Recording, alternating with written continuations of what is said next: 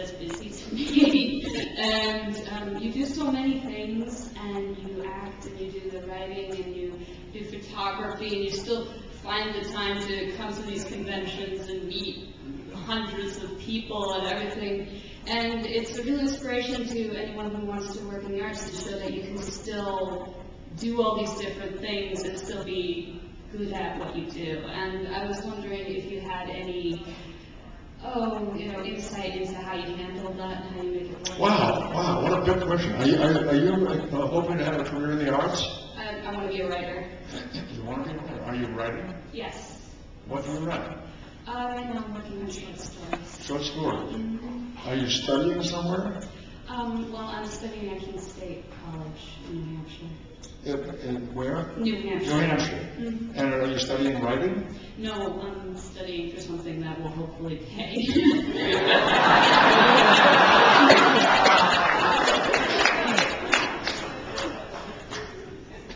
I'm going to tell you a couple stories that might be useful to you.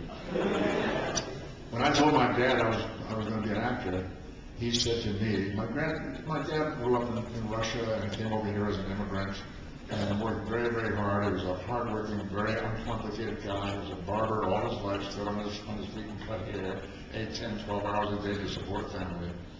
And he was really unsophisticated. He had no idea how a person could make a living as an actor. And I said, I want to be an actor, Dad. He said, you're going to be hanging around with gypsies and vagabonds. That was his experience in the old country, in Russia. And then he said, he gave me the only advice my dad ever gave me. He said, learn to play the accordion. He said, you can always make a living with the accordion. You can play weddings, you can play parties, you can play bar mitzvahs.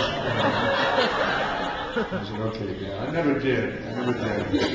I stuck to what I did. But I worked at a lot of other jobs to support myself while I was trying to develop a career as an actor. And in 1956, I was just out of the Army. And while I was in the Army, stationed in Atlanta, Georgia, my daughter Julie was born. And by the time we came out, my son Adam was expected. And I came back to no career. I've been in Los Angeles for 4 or 5 years and done a few things, but not enough to have a career to come back to. So I needed to go to work immediately to have some income to support us while I began looking again for acting work. And I took a job driving a taxi in Los Angeles. And I'd been on the job a couple of months when one night I got a call to go to the Hotel Bel Air and pick up Mr. Kennedy. Yeah, wow.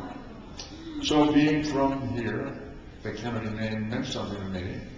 Early 1956, it was an election year. There was going to be a presidential election later that year. And I went to the hotel and I told the doorman, I'm here to pick up Mr. Kennedy.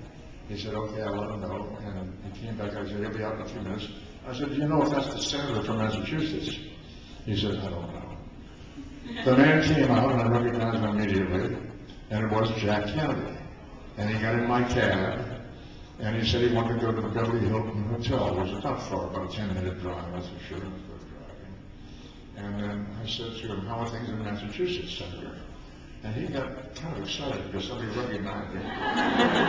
It was later that year at the Democratic Convention where he made a speech where he got some national attention for the first time. But in California, nobody knew him. And he was pleased that somebody recognized him. I said, are you from Massachusetts? And he said, yeah. He said, where? I said, Boston. What part of Boston? I said, the inner city, the West End. Only about 3 blocks from where he had his office. I think it was on Bowdoin Street or Temple Street. And he said, oh yeah, I know the area very well. I said, what are you doing out here? I said, I'm an actor. So he said, there's a lot of competition in your business. I said, yes. He said, just like mine. And then he said something that stood me in good stead for many, many years, and I'll never forget it. He said, just keep in mind, there's always room for one more good one. Now, you might find that useful. I think you should. What that told me was, get to work and improve your skills. Work at it, work at it, work at it. And when the time comes when you have an opportunity to do something, be ready. Know your craft. Learn your craft. That's the important thing, okay? That's the best advice I can give you today, straight from Jack Kennedy to you.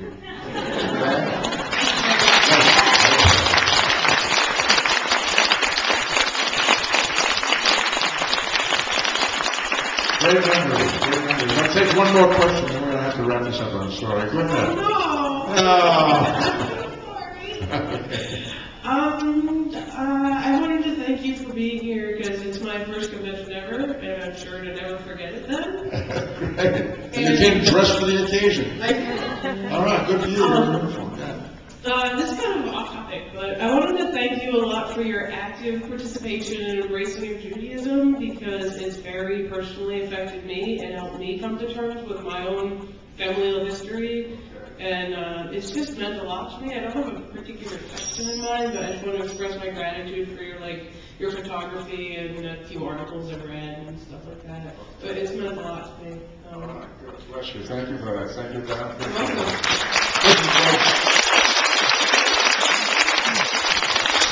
Sad to say, I'm going to have to wrap this up. I cannot